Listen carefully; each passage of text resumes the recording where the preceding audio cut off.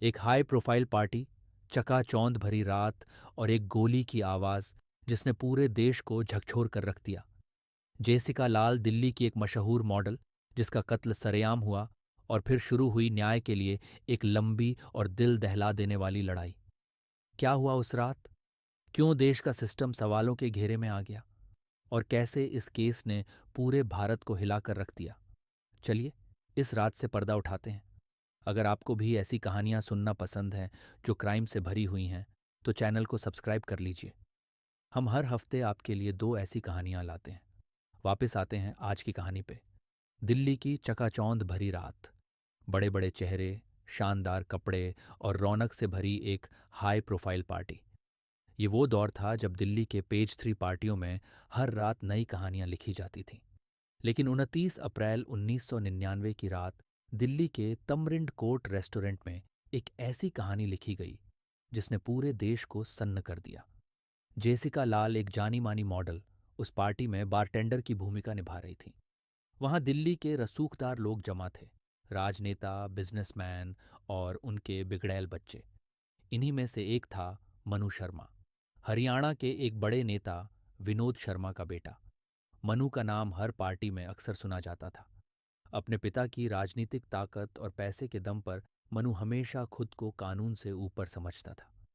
रात के लगभग 2 बजे पार्टी खत्म होने को थी जब मनु अपने दोस्तों के साथ बार काउंटर पर पहुंचा। उसने जेसिका से एक और ड्रिंक की मांग की, लेकिन बार बंद हो चुकी थी। जेसिका ने मुस्कुराते हुए उसे मना कर दिया। शायद जेसिका नहीं जानती थी कि उनका ये ना मनु के लिए अपमान बन जाएगा। मनु ने गुस्से में अपनी जेब से पिस्तौल निकाली। उस समय उसके चेहरे पर नशा, गुस्सा और अहंकार साफ झलक रहा था। उसके दोस्त और वहां मौजूद लोग उसे रोकने की कोशिश कर रहे थे, लेकिन मनु ने किसी की नहीं सुनी। और फिर एक गोली चली। जेसिका जमीन पर गिर गई। चारों तरफ भगदड़ मच गई। रेस्टोरेंट का शोर अचानक सन्नाटे में बदल गया। लोग अपनी जान बचाने के लिए भागने लगे, लेकिन मनु शर्मा, जिसने अपने पिता की सत्ता और रसूख के दम पर हमेशा हर गलती को ढक दिया था, वहां खड़ा था। उसे यकीन था कि इस बार भी वह कानून से बच जाएगा। ये कोई आम हत्या नहीं थी। यह हत्या थी सत्ता, ताकत और घमंड की। सवाल ये था, क्या जेसिका को इंसाफ मिलेगा या फिर यह मामला भी राजनीतिक दबाव के आगे दम तोड़ देगा? जानते हैं आगे। गोली चलने के बाद रेस्टोरेंट में खौफ और अफरा तफरी मच गई। वहां मौजूद लोग अपनी जान बचाने के लिए भागने लगे। जेसिका लाल जमीन पर गिर चुकी थी और उनकी सांसें थमने लगीं। किसी ने तुरंत पुलिस को सूचना दी, लेकिन पार्टी में जितने भी रसूखदार लोग मौजूद थे, उनमें से ज्यादातर ने चुप्पी साध ली। ऐसा लगा जैसे हर कोई सच छुपाने की कोशिश कर रहा हो। पुलिस जब मौके पर पहुंची तो जेसिका की हालत गंभीर थी। उन्हें तुरंत अस्पताल ले जाया गया, लेकिन डॉक्टरों ने उन्हें मृत घोषित कर दिया। जांच शुरू हुई। पुलिस को पता चला कि गोली चलाने वाला कोई और नहीं, बल्कि मनु शर्मा था, विनोद शर्मा का बेटा। लेकिन मनु और उसके दोस्तों ने मौके से फरार होने की कोशिश की। हालांकि गवाहों और कुछ सबूतों के आधार पर मनु का नाम जांच में सामने आया। ये केस जैसे ही अदालत में पहुंचा, मामला पेचीदा हो गया।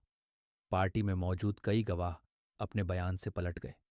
यहां तक कि जो लोग पहले मनु शर्मा को पहचानने का दावा कर रहे थे, उन्होंने अदालत में कहा कि उन्होंने कुछ नहीं देखा। सत्ता और पैसे के दम पर गवाहों को डरा दिया गया था। पुलिस के पास सबूत कम पड़ रहे थे। हत्या में इस्तेमाल की गई पिस्तौल को भी गायब कर दिया गया। मीडिया इस केस को लगातार कवर कर रही थी। पूरे देश में गुस्से की लहर दौड़ गई थी।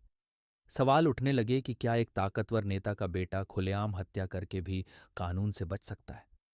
लगभग 7 साल तक यह केस चला। सबूतों और गवाहों की कमी के चलते मनु शर्मा को अदालत ने बरी कर दिया। ये खबर सुनते ही पूरे देश में आक्रोश फैल गया। लोगों ने सड़कों पर उतरकर प्रदर्शन किए। जेसिका को इंसाफ दो जैसे नारे देश भर में गूंजने लगे। लेकिन कहानी यहीं खत्म नहीं हुई। ट्रायल कोर्ट के फैसले के बाद जेसिका की बहन सबरीना लाल और जनता ने इस लड़ाई को जारी रखने का फैसला किया। मीडिया का रोल इस बार सबसे बड़ा था।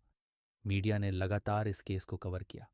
न्यूज़ चैनल्स और अखबारों ने "no one killed Jessica", Jessica को किसी ने नहीं मारा, जैसे हेडलाइंस बनाए। देश भर में लोग सड़कों पर उतरे। सोशल मीडिया पर भी विरोध शुरू हुआ। यह दबाव इतना बढ़ गया कि सरकार को मामले की दोबारा जांच का आदेश देना पड़ा। दिल्ली पुलिस ने ट्रायल कोर्ट के फैसले को चुनौती दी और हाई कोर्ट में अपील दायर की।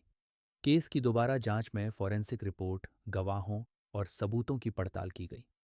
हाई कोर्ट में कुछ गवाह जो पहले डर के कारण पलट गए थे, इस बार सच बोलने के लिए तैयार हो गए। प्रमुख गवाह मलकित सिंह और शयान मुंशी ने घटना के दौरान जो देखा उसका बयान दिया। मनु शर्मा का बार काउंटर पर जेसिका से बहस करते हुए सीसीटीवी फुटेज और अन्य गवाहों के बयान ने केस को मजबूत किया। फॉरेंसिक सबूत भी इस बार प्रभावी तरीके से पेश किए गए।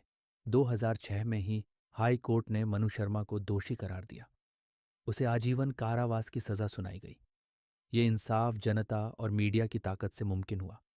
जेसिका का नाम हमेशा उन लोगों के लिए मिसाल बना रहेगा जिन्होंने सत्ता और पैसे के खिलाफ लड़ाई लड़ी और जीत हासिल की। क्या आप मानते हैं कि इस केस में जनता और मीडिया के दबाव ने न्याय दिलाने में अहम भूमिका निभाई? क्या ऐसे हाई प्रोफाइल केस हमेशा सही तरीके से निपटाए जाते हैं? अपने विचार हमें कमेंट में ज़रूर बताएं।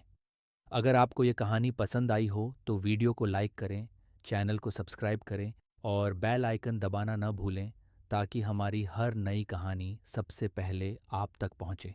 मिलते हैं अगली रहस्यमयी कहानी में। धन्यवाद।